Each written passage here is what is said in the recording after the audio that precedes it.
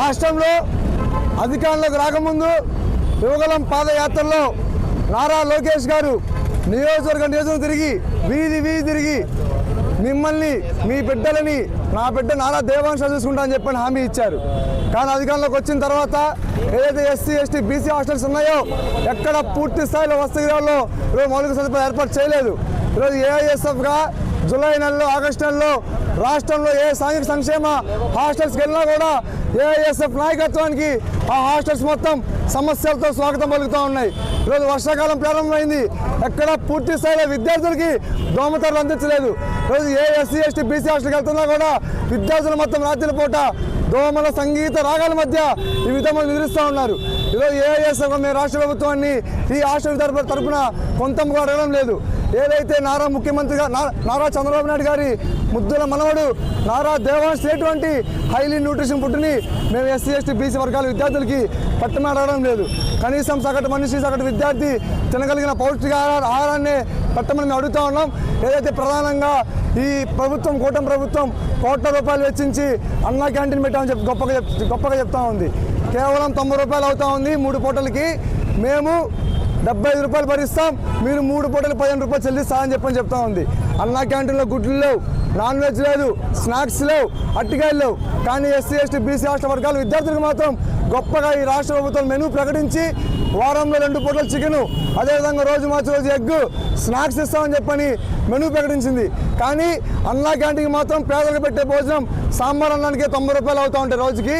మరి ఈరోజు SC ST BC వర్గాల విద్యార్థులకి ఇంత గొప్ప మెనూతో ఈ ప్రభుత్వం కేవలం 52 రూపాయలు మాత్రమే ఇస్తూ ఉంది. అన్నా క్యాంటీన్లు అవినీతి చేస్తూ ఉన్నారా, లేదా ఎస్సీ ఎస్టీ బీసీ వర్గాల విద్యార్థులకి సగటు విద్యార్థులు నేను భోజనం పెడతామని చెప్పని ఏఐఎస్ఎఫ్గా సూటిగా ప్రశ్నిస్తూ ఉన్నాం. కాబట్టి తక్షణమే రాష్ట్ర ప్రభుత్వం స్పందించి ఈరోజు ఎస్సీ ఎస్టీ బీసీ వర్గాల విద్యార్థులకి ప్రధానంగా ఎస్సీ డిపార్ట్మెంట్కి 10 నెలల నుంచి ఈరోజు మెస్ ఛార్జీలు పెండింగ్లో ఉన్నాయి, బీసీ డిపార్ట్మెంట్కి 6 నెలల నుంచి పెండింగ్లో ఉన్నాయి, ఎస్టీ డిపార్ట్మెంట్కి 4 నెలల నుంచి పెండింగ్లో ఉన్నాయి. కాబట్టి రాష్ట్ర వ్యాప్తంగా పెండింగ్ మెసేజ్ విడుదల చేయాలని చెప్పని డిమాండ్ చేస్తూ ఉన్నాం. రాష్ట్రంలో అనేక చోట్ల విద్యార్థులు ఈరోజు పందుల మధ్య జీవిస్తూ ఉన్నారు.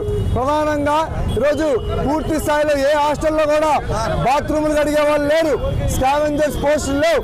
ఈరోజు విద్యార్థులతో బాత్రూమ్ కడిగిస్తూ ఉన్నారు.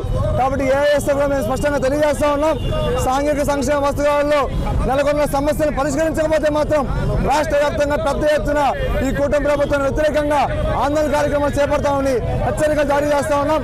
నంద్యాల నగరంలోని ఎస్సీ ఎస్టీ బీసీ మైనారిటీ సంక్షేమ వసతి గృహాలకు సంబంధించినటువంటి రాష్ట్ర వ్యాప్తంగా పెండింగ్లో ఉన్నటువంటి డైట్ బిల్లులు విడుదల చేయాలని చెప్పి డిమాండ్ చేస్తూ ఆందోళన చేస్తా ఉన్నాం. మేము ప్రయాణం చేస్తామని చెప్పి హామీలు ఇచ్చినటువంటి చంద్రబాబు నాయుడు గారి ప్రభుత్వం విద్యార్థులకు అడుగడుగున ఆటంకాలు గురి చేస్తూ ఉంది. అందులో ఇవాళ రాష్ట్ర వ్యాప్తంగా ఎస్సీ ఎస్టీ బీసీ సంక్షేమ వసతి గృహాలకు డైట్ బిల్లులు విడుదల చేశారా? 4-5 నెలలు గడుస్తూ ఉన్నా ఇంకా విడుదల చేయలేదు. దాని తర్వాత అకాడమిక్ ఇయర్ ముగుస్తూ ఉన్నా దుప్పట్లు, ప్లేట్లు, గ్లాసులు, కాస్మెటిక్ ఛార్జెస్ వీటికి సంబంధించి ఏమైనా మాట్లాడుతూ ఉన్నారా అంటే ఈ ప్రభుత్వం పెడచెవిన పెడతా ఉంది. కాబట్టి రాష్ట్ర వ్యాప్తంగా పెండింగ్లో ఉన్నటువంటి డైట్ ఛార్జీలను విడుదల చేయాలి, పెరిగిన ధరలకు అనుగుణంగా ఈ యొక్క మెస్ ఛార్జీలను పెంచాలి. దేశంలో ఇవాళ రాష్ట్రంలో కార్పొరేటర్లకు, అధికార పార్టీ వాళ్లకు, అనుయాయులకు పెద్ద బిల్డింగులు, పక్కా భవనాలు వస్తూ ఉన్నాయి. మరి సంక్షేమ వసతి గృహాల్లో చదువుకున్నటువంటి విద్యార్థులకు ఎందుకు పక్కా భవనాలు రావడం లేదని చెప్పి ఆల్ ఇండియా స్టూడెంట్ ఫెడరేషన్ గా మేము అడుగుతా ఉన్నాం. అన్నా క్యాంటీన్లో మీరు 75 రూపాయలు పెట్టి సబ్సిడీతో నడుపుతా ఉన్నారు.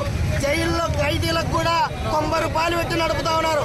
మరి విద్యార్థుల సంక్షేమం గురించి ఆలోచించే ప్రభుత్వం 45 రూపాయలకి ఎందుకు కుదించిందని చెప్పి మేము డిమాండ్ చేస్తా ఉన్నాం. 12 సంవత్సరాలుగా వార్డెను, కుక్కు, కమాటీ పోస్టులు ఎందుకు భర్తీ చేయడం లేదు? ఒకే వార్డెను 3-4 హాస్టళ్లకు ఇన్ఛార్జిగా ఉన్నారు. మరి రాష్ట్రంలో విద్యార్థుల సంక్షేమ ప్రభుత్వం అయితే ఒకే వార్డెను 3-4 హాస్టళ్లకు ఇన్ఛార్జ్ ఉండడం వల్ల ఏ విధమైనటువంటి పర్యవేక్షణ ఉంటుంది? ఫుడ్ యొక్క లోపం వల్ల, అధికారుల యొక్క పర్యవేక్షణ లోపం వల్ల ఈ రాష్ట్రంలో కస్తూర్బా, గాంధీ లేకపోతే మెడికల్ ఇలాంటి సోర్స్ లేక విద్యార్థులు మరణాలకు గురవుతా ఉన్నారు. కాబట్టి ఈ యొక్క ప్రభుత్వ సంక్షేమ వసతి గృహాలకు నిధులు కేటాయించి అవైన పక్కా భవనాలు నిర్మించాలని చెప్పి డిమాండ్ చేస్తా ఉన్నాం.